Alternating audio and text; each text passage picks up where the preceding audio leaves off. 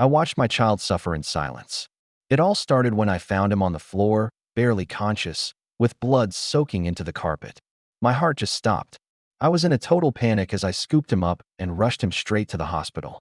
After what felt like endless tests, the truth hit me like a physical blow. He had suffered a series of severe internal injuries from relentless bullying at school.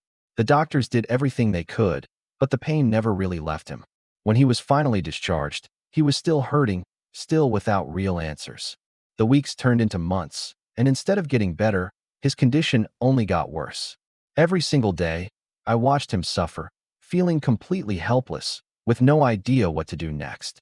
Then, months later, I got a call that shattered my world. The doctor explained that my son had developed a terminal illness, triggered by the trauma and injuries from the bullying. There were treatments, but there was no cure.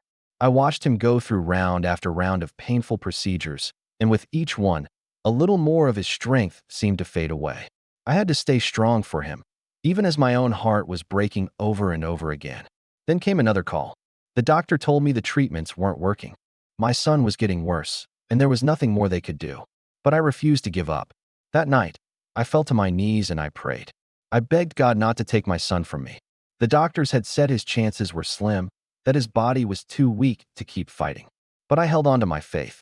I just refused to accept that this was the end. And then, something incredible happened. About a week later, he started to get better. It was slow at first, but then it became noticeable. Day by day, his strength started coming back. The pain began to ease.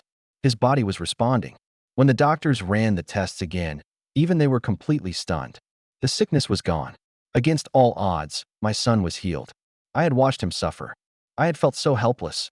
And now, he was alive. He was whole. My heart could finally breathe again. This experience taught me that even in our darkest moments, there is always hope. If this story touched you, comment a heart. Like and subscribe for more real stories.